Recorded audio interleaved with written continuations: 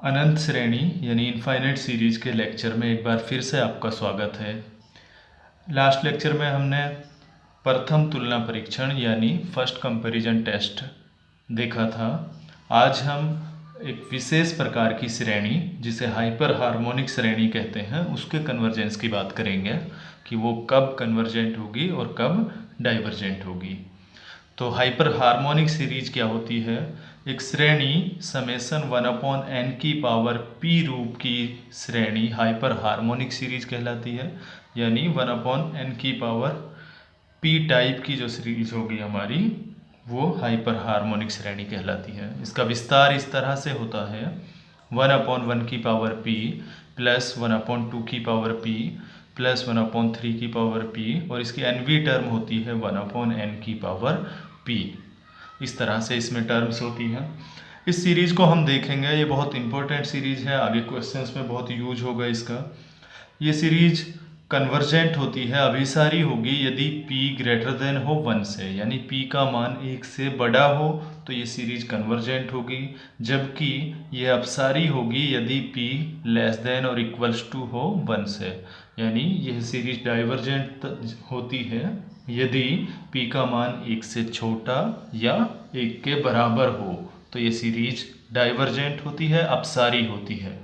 इस सीरीज का कन्वर्जेंस और डाइवर्जेंस हम प्रथम तुलना परीक्षण फर्स्ट कंपैरिजन टेस्ट की हेल्प से प्रूफ करेंगे इसको कि ये कन्वर्जेंट कब होगी और डाइवर्जेंट कब होगी।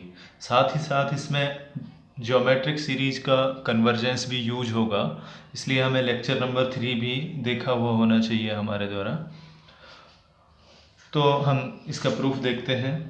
स्थिति फर्स्ट, पहली कंडीशन देखते हैं, जब p का मान 1 से बड़ा हो, यानी p हमारा 1 से बड़ा हो तो समेसन 1/n की power p hyper harmonic series को लिख सकते हैं 1/1 की पावर p प्लस 1/2 की पावर p प्लस 1/3 की पावर p। मैंने क्या किया, इस सीरीज में कुछ ग्रुप्स बनाए, कुछ समूह बनाए। पहला समूह में एक टर्म है 1/1 की पावर p, दूसरे समूह में दो टर्म है 1/2 की पावर p प्लस 1/3 की पावर p। तीसरा समूह बना लेंगे हम इसकी चार टर्म्स लेके 1/4 की पावर p, 1/5 की पावर p प्लस 1/6 की पावर p प्लस 1/7 की पावर p। इसी तरह से चौथा समूह बना लेंगे हम 1/8 की पावर p, 1/9 की पावर p, 1/10 की पावर p। नेक्स्ट 8 टर्म्स उसमें हम ले लेंगे। इस तरह से हम इस सीरीज के अनंत समूह इनफाइनाइट ग्रुप बना सकते हैं। और अनंत श्रेणियों के गुणधर्म से हम जानते हैं किसी श्रेणी में फाइनाइट टर्म्स जोड़ने पर या श्रेणी के प्रत्येक पद को किसी परिमित राशि से गुणा करने पर अथवा श्रेणी के पदों का समूहन करने पर, ग्रुप बनाने पर श्रेणी के कन्वर्जेंस और डाइवर्जेंस पर कोई फर्क नहीं पड़ता है। ये हम जानते हैं, लेक्चर नंबर 4 में स्पष्ट था। तो हमने इस स्थिति में जब p का मान 1 से बड़ा है तो इस श्रेणी के ग्रुप्स बनाए, और कितने ग्रुप्स बनेंगे? इनफाइनाइट ग्रुप बनेंगे। ये बात स्पष्ट होनी चाहिए। अब हम देखते हैं इसका सेकंड ग्रुप लिया 1/2 की पावर p प्लस 1/3 की पावर p। तो 1/2 की पावर p प्लस 1/3 की पावर p लेस देन होगा 1/2 की पावर p प्लस 1/2 की पावर p से। क्यों? चूंकि हम जानते हैं 3 2 से बड़ा होता है, तो 3 की पावर p ग्रेटर देन होगा 2 की पावर p से। क्यों? p का मान 1 से बड़ा है। इस सिचुएशन में हम बात कर रहे हैं जब p 1 से बड़ा है, तो 3 की पावर p ग्रेटर देन है 2 की पावर p से, तो 1/2 की पावर p ग्रेटर देन हो जाएगा 1/3 की पावर p से। ये बहुत स्पष्ट है। तो ये जो सम होगा, ये सम 2/2 की पावर p से छोटा होगा।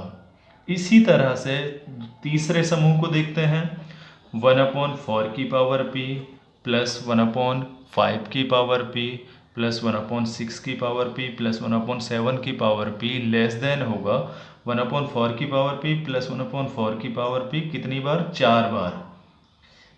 4 टाइम्स 1/4 की पावर p से लेस देन होगा। यही कंसेप्ट है। ये सभी टर्म्स 1/4 की पावर p से छोटी होंगी। तो जो हमारा तीसरा समूह है वो छोटा होगा 4/4 की पावर p से। इसी तरह से हमारा जो नेक्स्ट समूह होगा वो एक संख्या से लेस देन होगा। तो हमारी जो ये हाइपर हार्मोनिक सीरीज है p जब ग्रेटर देन 1 है तो लेस देन है इस सीरीज से। कौन सी सीरीज से? 1 की जगह 1 आया फर्स्ट टर्म, प्लस दूसरा जो हमारा समूह था उसके लिए हम लिख सकते हैं 2/2 की पावर p। तीसरे समूह के लिए हम लिख सकते हैं 4/4 की पावर p। इसी तरह से नेक्स्ट टर्म आएंगी। तो हमारी हाइपर हार्मोनिक सीरीज इस सीरीज से छोटी है, इस सीरीज से छोटी है। परंतु जो दाएं पक्ष में है, ये जो हमारी राइट हैंड साइड में जो सीरीज है, ये एक गुणोत्तर श्रेणी है, ज्योमेट्रिक सीरीज है, और जिसका कॉमन रेशियो सार्व अनुपात 2/2 की पावर p यानी 1/2 की पावर p-1 है, और p का मान 1 से बड़ा है तो 1/2 की पावर p-1 1 से छोटा होगा। यानी 1 से छोटा जब सार्व अनुपात यानी कॉमन रेशियो होता है तो गुणोत्तर श्रेणी अभिसारी होती है। अतः जब इससे बड़ी सीरीज समेसन Vn अगर मैं इसको कहूँ तो वो अगर कन्वर्जेंट है तो उससे छोटी सीरीज तो कन्वर्जेंट होगी ही।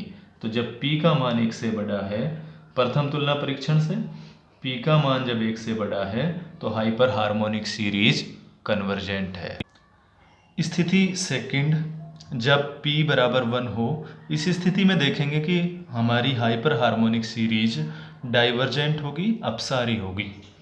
ये हम प्रूफ करेंगे। तो जब p बराबर 1 हो तो समेसन 1/n की पावर p बन जाएगा 1 + 1/2 + 1/3 + 1/4 और nवी टर्म होगी +1/n एंड सो ऑन। तो इस सिचुएशन में भी हम पिछली स्थिति की प्रोसेस को ही अपनाएंगे, यानी समूहन करेंगे। पहला समूह बनाते हैं, इसकी पहली दो टर्म लेते हैं 1 + 1/2। दूसरे समूह में भी हम इसकी दो ही टर्म लेते हैं 1/3 + 1/4। इसी तरह से तीसरा समूह में हम 4 टर्म लेते हैं 1/5 + 1/6 + 1/7 + 1/8। इसी तरह से चौथा जो समूह होगा उसमें हम 8 टर्म लेंगे, नेक्स्ट 8 टर्म लेंगे, और जो हमारा पांचवा समूह होगा उसमें हम 16 टर्म्स लेंगे।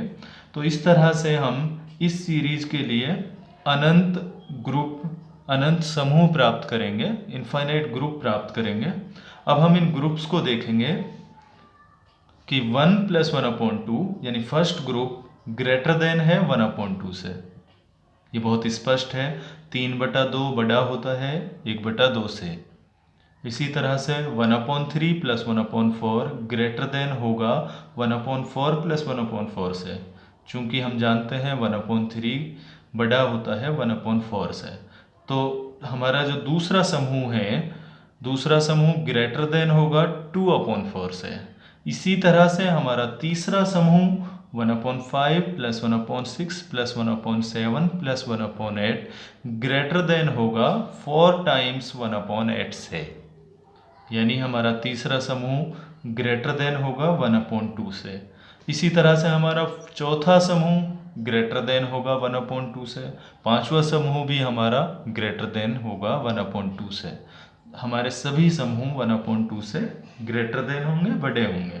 तो हमारी जो सीरीज है समेसन 1/n वो ग्रेटर देन होगी इस सीरीज से 1/2 + 1/2 + 1/2। अब अगर हम राइट हैंड साइड में या दाईं तरफ जो हमारी सीरीज है उस सीरीज को देखें तो एक गुणोत्तर श्रेणी है जिसका सार्व अनुपात यानी कॉमन रेशियो 1 है, और हम जानते हैं गुणोत्तर सीरीज से कि समेसन x की पावर n, ये हम जानते हैं, कन्वर्जेंट होती है यदि x 1 से छोटा हो और x 1 से बड़ा या बराबर हो, यानी कॉमन रेशियो 1 से बड़ा या बराबर हो तो गुणोत्तर श्रेणी डाइवर्जेंट होती है, ये हम जानते हैं। तो ये जो दाईं तरफ जो सीरीज है, राइट हैंड साइड में सीरीज है, वो एक डाइवर्जेंट सीरीज है, अपसारी श्रेणी है। प्रथम तुलना परीक्षण से हम जानते हैं यदि बड़ी श्रेणी छोटी श्रेणी डाइवर्जेंट है, अपसारी है, तो उससे बड़ी श्रेणी तो डाइवर्जेंट होगी ही। अतः जब p बराबर 1 है तो हाइपर हार्मोनिक श्रेणी समेसन 1/n डाइवर्जेंट होगी, यानी अपसारी होगी। स्थिति थर्ड, जबकि p का मान 1 से छोटा हो। यहाँ हम देखेंगे, चूंकि p का मान 1 से छोटा है तो 1/n की पावर p ग्रेटर देन होगा 1/n से, for all n belongs to n, जहाँ n क्या है, नेचुरल नंबर्स हैं, प्राकृत संख्या है। ये रिजल्ट आप वास्तविक संख्याओं, प्राकृत संख्याओं के विश्लेषण से आप जानते हैं। ये रिजल्ट हमेशा सत्य होता है जब p 1 से छोटा हो। अब देख सकते हैं इसको, p कुछ भी सेलेक्ट करना, 0.5 सेलेक्ट करना, और n का मान कुछ भी सेलेक्ट करना, n बराबर 10 लेना, और फिर आप चेक करना कि 1/10 की पावर 0.5 ग्रेटर देन होगा 1/10 से। कैलकुलेटर की हेल्प से आप चेक कर सकते हैं। तो ये रिजल्ट हम जानते हैं प्राकृत संख्याओं से कि 1/n की पावर p ग्रेटर देन होगा 1/n से। इसलिए समेसन 1/n की पावर p ग्रेटर देन होगा समेसन 1/n से।